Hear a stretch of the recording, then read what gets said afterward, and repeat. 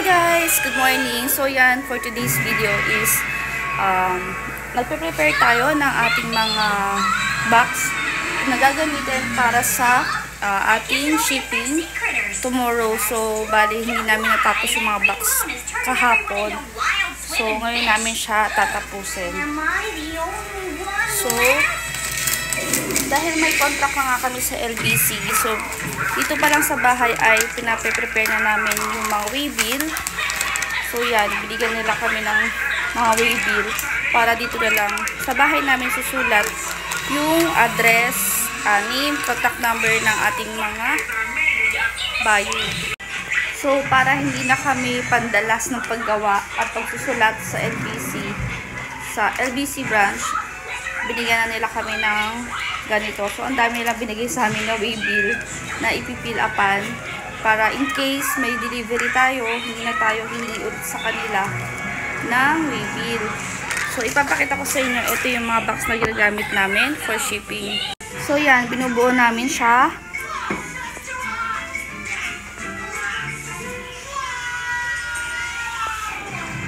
So, itinatakar namin para matibay kapag pinaship natin yung halaman, hindi siya madadamage. Yan.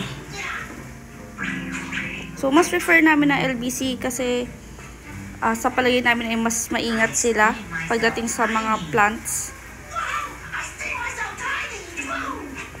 Yan. So, ito pala yung mga kinat namin na kahon. So, gagawin lang namin is itatakar namin siya dito para matakpan. Yan. So, yan ang aming box na ginagamit.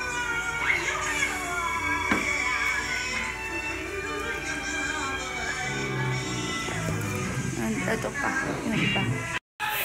So, yan guys, for today ay magbubuo tayo ng box na gagamitin natin sa pagpapaship ng ating jujubes. So, ito yung mga gagamitin natin. Ito yung frame, ito yung mga karton na pinutol natin na ipang-bibigat at pagtatapal natin. So, ang gagawin lang natin ay itatakal natin siya. Una sa ilalim.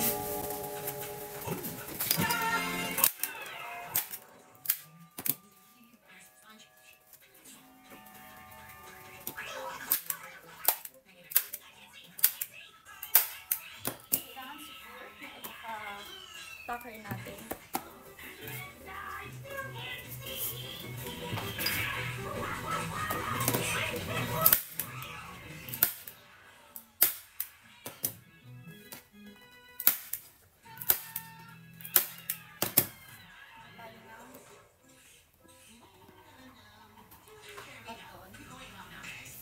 Takar naman natin siya dito.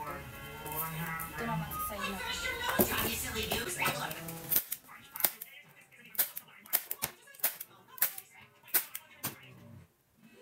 Sa paggawa pa lang ng box ay medyo maproseso na. Dahil syempre gusto natin ay secured na makakarating yung mga halaman sa ating customer. O yung ating jujubes.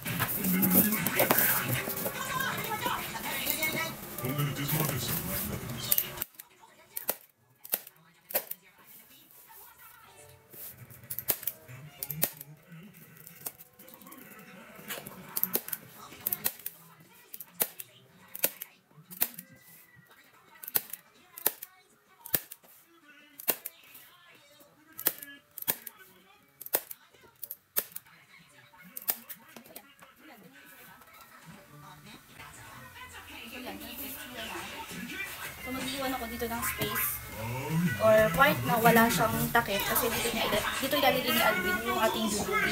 So kailangan kita niya kapag nilagay niya para hindi mabali yung sana. And then lalagyan lang siya dito ng